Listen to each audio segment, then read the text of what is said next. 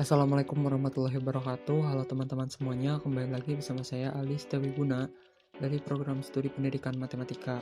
Di video ini saya akan membahas mengenai barisan dan limit. Video ini merupakan salah satu tugas pra-UTS dari mata kuliah analisis serial. Berikut ini beberapa poin pembahasan yang akan saya sampaikan di video ini. Yang pertama yaitu mengenai definisi barisan, yang kedua definisi limit barisan, yang ketiga teorema ketunggalan, dan yang keempat limit ekor barisan. Langsung saja ke pembahasan yang pertama yaitu definisi barisan. Definisi 3.1 mengenai barisan. Suatu barisan bilangan real adalah suatu fungsi dari n ke r.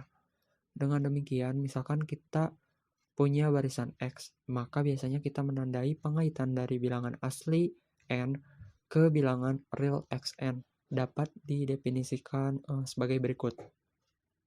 Nah, cara bacanya yaitu fungsi X memetakan n ke r. Di sini, n-nya itu bilangan asli dan r-nya itu bilangan real. Fungsi X memetakan 1 ke X1, 2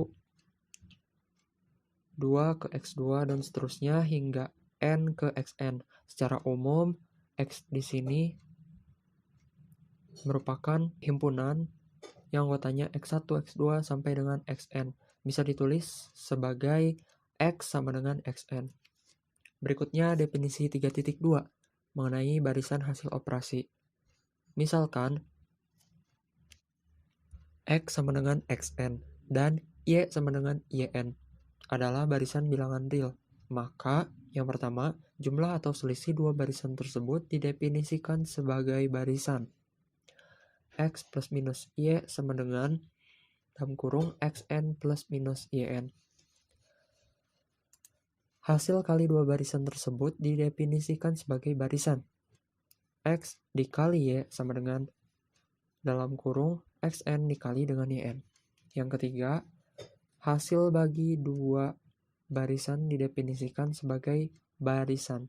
X per Y sama dengan Xn per Yn dengan syarat Yn-nya tidak sama dengan 0 untuk setiap n elemen himpunan bilangan asli. Dan yang keempat, misalkan C elemen himpunan bilangan real. Hasil kali barisan dengan C didefinisikan sebagai barisan. C dikalikan dengan X sama dengan dalam kurung CXN. Berikutnya adalah contoh dari barisan hasil operasi.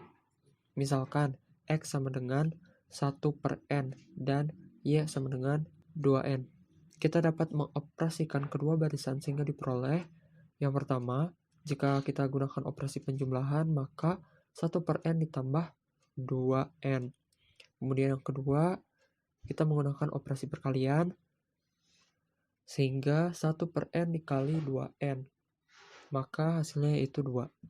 Dan yang ketiga, operasi pembagian, kita substitusikan menjadi 1 per N per 2N, sehingga dihasilkan 1 per 2N kuadrat.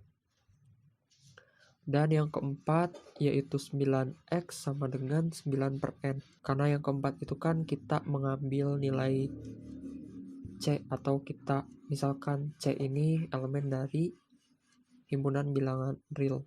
Yang mana X-nya itu kan tadi 1 per N, sehingga 9 dikali 1 per N. Maka hasilnya 9 per N. Berikutnya yaitu definisi limit barisan. Definisi 3.3 mengenai limit barisan. Misalkan X sama dengan Xn, barisan bilangan real.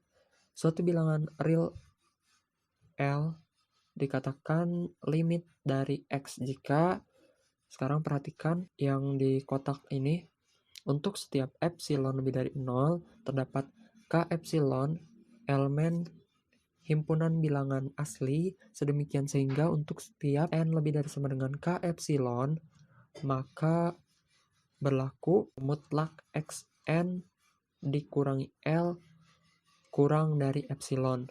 Jika barisan X sama dengan Xn memiliki limit, misalkan L, maka dikatakan X konvergen ke L dan dilambangkan dengan limit X sama dengan L atau limit Xn sama dengan L, atau X mendekati L.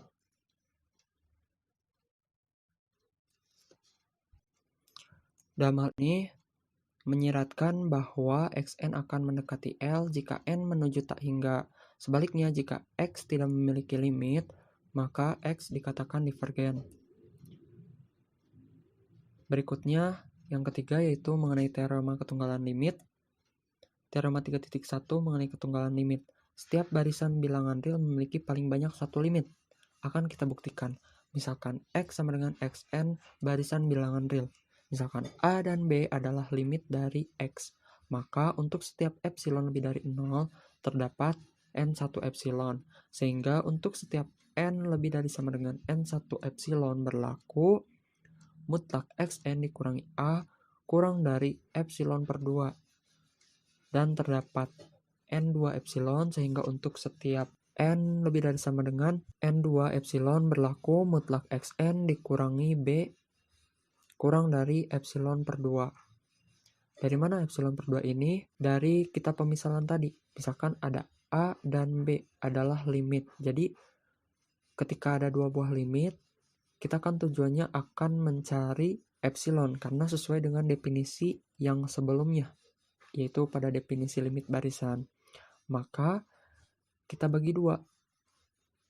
Nah, ketika kita membagi dua, maka akan diperoleh epsilon per 2. Nah, dalam hal ini, kita misalkan N sama dengan maksimal N1 dan N2. Maka untuk setiap N lebih dari sama dengan N berlaku. Nah, sekarang perhatikan yang ini, yang berwarna biru, mutlak A dikurangi B sama dengan mutlak A dikurangi Xn ditambah Xn dikurangi B. Ini merupakan manipulasi aljabar kurang dari sama dengan mutlak A dikurangi Xn ditambah mutlak Xn dikurangi B. Ingat teorema pada nilai mutlak, diingat kembali ya, ada teorema ketaksamaan segitiga kalau tidak salah.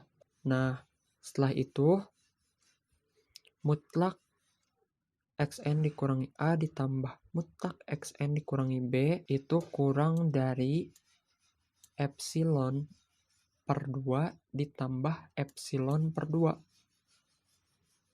Perhatikan tulisan yang berwarna hijau itu kan mutlak Xn dikurangi A kurang dari epsilon per 2 dan mutlak Xn dikurangi B kurang dari epsilon per 2. Nah, sehingga dari pertidaksamaan tersebut kita dapat simpulkan bahwa A dikurangi B dimutlakan itu sama dengan epsilon. Karena di sini epsilonnya itu lebih dari 0 dan sebarang, kita simpulkan mutlak A dikurangi B sama dengan 0. Atau A sama dengan B. Berikutnya yaitu limit ekor barisan. Definisi 3.4 mengenai ekor barisan. Misalkan X sama dengan X1, X2, hingga Xn barisan bilangan real. Misalkan M bilangan asli, maka ekor M dari barisan X didefinisikan sebagai berikut. Xm sama dengan Xm plus 1, Xm plus 2, dan seterusnya hingga Xm plus N. Contoh, ekor 5 dari barisan X sama dengan 1 per Y adalah barisan X5 sama dengan 1 per 6, 1 per 7, 1 per 8, dan seterusnya. Berikutnya yaitu teorema 3.2 mengenai limit barisan dengan kondisi tertentu. Misalkan AN dan XN barisan bilangan real. Misalkan juga L elemen himpunan bilangan real. Jika limit AN sama dengan 0 dan terdapat C lebih dari 0 dan M elemen himpunan bilangan asli, sehingga untuk setiap N lebih dari sama dengan M berlaku mutlak Xn dikurangi L kurang dari C dikali mutlak AN. Maka limit Xn sama dengan L. Bukti akan ditunjukkan bahwa limit Xn itu sama dengan L. Misalkan, epsilon lebih dari 0 karena limit AN sama dengan 0 dan C lebih dari 0, maka terdapat K elemen himpunan bilangan asli. Sehingga untuk setiap N lebih dari sama dengan K, berlaku mutlak AN dikurangi 0 sama dengan mutlak AN kurang dari epsilon per C. Akibatnya, untuk setiap N lebih dari sama dengan K, berlaku mutlak XN dikurangi L kurang dari C dikali mutlak AN. C dikali mutlak AN ini akan kurang dari C dikali epsilon per C. Atau sama dengan epsilon. Ini menunjukkan bahwa limit XN sama dengan L. Baik, itulah penjelasan ataupun pemaparan materi yang dapat saya sampaikan. Terima kasih telah menonton sampai selesai. Semoga bermanfaat. Wassalamualaikum warahmatullahi wabarakatuh.